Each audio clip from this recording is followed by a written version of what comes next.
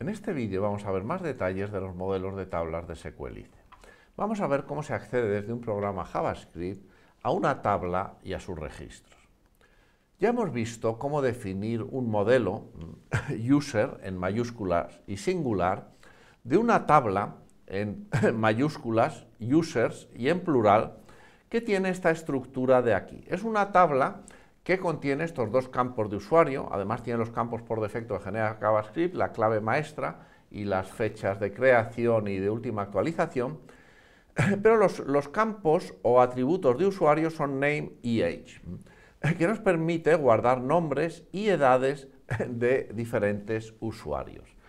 Cada fila de esta tabla es lo que se denomina un registro, y en JavaScript cada elemento de cada registro se representa por un objeto donde los nombres y contenidos de las propiedades del objeto son igual a los de los atributos de los registros de la tabla. Por eso, nosotros vamos a representar en nuestro programa JavaScript los contenidos siempre a través de instancias de los contenidos de la tabla que tienen formato de objeto, tal y como siguiendo estas convenciones que hemos visto aquí. Las instancias nunca se deben crear con new user, aunque user es el nombre de una clase en JavaScript, pero esto no se debe hacer nunca. Se deben crear utilizando build y se deben guardar en la tabla utilizando save, tal y como se representa en este ejemplo de aquí, donde aquí construimos una instancia no persistente del usuario Peter. Esa es una instancia, es un objeto que está solo en el programa, todavía no se ha guardado en la base de datos, se crea dentro de la variable user y tiene los mismos contenidos que tiene este registro de aquí, name Peter y age 22. Para guardar ese contenido, esa instancia en la base de datos, se deben guardar con la función save. Y a partir de este momento se crearía una instancia con este contenido en la base de datos. Existe una forma más sencilla que es equivalente a build y save, que es create, que lo que permite es generar la instancia y al mismo tiempo guardarla en la base de datos. Esta instrucción de aquí, let user create, pasándole esta instancia de objeto de usuario, es exactamente igual que este conjunto de estas dos instrucciones de aquí, porque crea la instancia y la guarda en la tabla de forma persistente. Las instancias que se han construido con build y no están guardadas se denominan no persistentes, y las instancias que están ya guardadas en la base de datos se denominan persistentes. Veamos ahora una panorámica de los métodos más importantes para consultar el contenido de una base de datos. FindAll es uno de los métodos más utilizados que, como todos los demás, se invoca sobre el modelo. El modelo es también un objeto de acceso a la tabla a través del cual se realizan todas las operaciones con dicha tabla, y cuando FindAll se aplica sobre el modelo nos devuelve un array con todos los registros de la base de datos. Los registros los transforma en objetos de instancia de los registros, que son objetos que tienen una propiedad por cada uno de los campos que tiene la tabla. Y el nombre de la propiedad y el contenido coinciden con el nombre y el contenido del atributo o campo de la tabla para ese objeto. Por eso, estos objetos son representaciones equivalentes del contenido de cada uno de los registros para que podamos manipularlo desde el programa JavaScript. Find1 nos devuelve solo el primer objeto que encuentra, en este caso sería Object1, en vez de el array con todos los objetos. FindAll hay que utilizarlo con cuidado porque cuando estamos en aplicaciones reales con tablas muy grandes nos devuelven unas estructuras de información enormes que pueden ralentizar el programa. Por eso hay que aplicarlo siempre con restricciones, como veremos. También podemos acceder a elementos a través de su clave maestra. La clave maestra o primaria es el índice que asigna el sistema de gestión de bases de datos a cada uno de los registros, que es único y que permite acceder de una forma muy rápida y eficaz. Por eso, si hacemos user find by pk con índice 2, obtenemos el objeto 2, que sería este de aquí, que es el que tiene esta clave primaria. Find es un método antiguo que existe y que se mantiene por compatibilidad hacia atrás, que emula tanto find1 como find_by_it, como algunos otros, de una forma un poco menos clara, y por eso se recomienda no utilizarlo. También tenemos un método count que es muy utilizado, que nos indica el número de instancias o de registros que tiene la tabla o tiene los elementos que estamos especificando. Aquí hay más información sobre los métodos, ya que hay algunos más de lo que hemos presentado aquí que son los más importantes. Veamos ahora una panorámica de los métodos que gestionan la persistencia de los contenidos en la tabla. Ya hemos visto cómo podemos añadir un nuevo elemento a la tabla con user.create pasándole una instancia de objeto. Este método nos creará aquí un objeto en la tabla que será persistente porque nos devuelve un objeto local, una copia local de ese objeto, pero también crea un nuevo registro dentro de la tabla. Todo lo que se crea en la tabla se denomina persistente y cualquier cambio que metamos o modificación en la tabla será un cambio de tipo persistente. Igual que create, existe el método valCreate que permite crear un bloque de registros, un conjunto de n registros con una sola instrucción.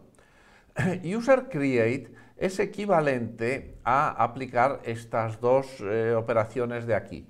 Por un lado, construir una instancia local con userBuild. Build es un método estático de la clase que se aplica sobre el modelo y que nos devuelve un objeto con la misma estructura que la tabla, pero que está solo local, todavía no está guardado aquí. Este objeto tendrá los campos básicos, estos que mete por defecto la SQLice, pero los campos de usuario tenemos que meterlos nosotros. Y luego, una vez que los hemos metido, si queremos, podemos con el método save guardar el contenido de este objeto P que hemos construido en la tabla, porque al construirlo con build es un objeto que ya tiene la estructura necesaria para guardarlo en la tabla y por lo tanto aplicando save a ese objeto como un método de instancia, no un método de clase, podemos guardarlo en la tabla. Este método .save de instancia se puede utilizar también, por ejemplo, cuando buscamos un contenido para hacer una edición o actualización de un registro de la tabla, lo buscamos en la tabla, lo obtenemos con find1, lo guardamos en una variable donde tendremos la instancia de ese registro que hemos buscado y cuando lo hayamos editado o le hayamos dado la forma definitiva, lo volvemos a guardar con save en exactamente el mismo registro de donde lo trajimos. También existe otra forma de actualizar contenidos en una tabla que es a través del método update, que es un método estático de clase, donde le podemos pasar unos valores y unas opciones. Y entonces actualizará uno o varios de los registros de la tabla en función de las opciones que le pongamos con los valores que le pasamos.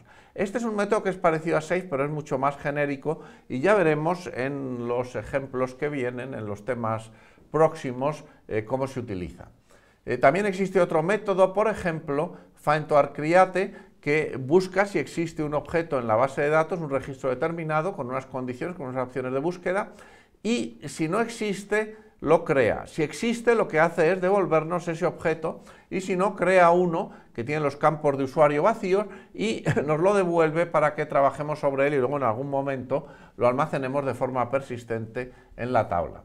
También tenemos el método destroy de clase, que le pasamos unas opciones y entonces borra todos los elementos de la tabla, todos los registros que casan con estas opciones. Destroy es un método que hay dos versiones, tanto la versión de clase como la versión de instancia, como esta de aquí, con la cual si nosotros hemos hecho un find, como se ha hecho aquí, y hacemos p.destroy, lo que hacemos es destruir ese elemento, es otra forma de destruir un elemento. Y hay otros que se pueden encontrar aquí en la documentación de SQLice. Por último, vamos a ver qué son las opciones de búsqueda. Las opciones son restricciones que ponemos a los métodos que actúan sobre toda la base de datos. Por ejemplo, una opción muy típica es where, que especifica una condición que deben cumplir los elementos sobre los que va a aplicar el método. Por ejemplo, si a findAll le ponemos where con la condición de que en el campo name, que se especifica así, se aplique la condición de que contiene el substring n, que se especifica de esta forma, se especifica con corchetes el objeto op.substring, que contiene, vamos, el identificador de la operación que debe comprobarse, y aquí viene el substring que debe comprobarse. Con esto nos devolvería esta búsqueda solo los objetos 2 y 3, que son los objetos donde el campo name contiene el substring n, es decir, Ana y John contienen la n, pero Peter no la contiene. También podríamos decir que busque todos los registros que cumplan esta condición, que la edad sea operador less than, lt es de less than 25, es decir, cuyo campo age contenga un número menor que 25, y nos devolvería los registros 1 y 2, como indica aquí.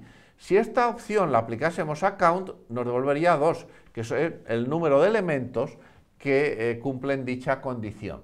Si aplicamos aquí delete con esta condición where Ana tiene el string, where name, el campo name contiene el string Ana, borraría solo el objeto 2, que es el objeto donde coincide la condición que ponemos. Si en vez de esta condición le hubiésemos puesto esta condición de aquí, que contenga el substring n, entonces nos habría borrado otros registros, habría borrado los dos registros que contienen n, que son Ana también y John.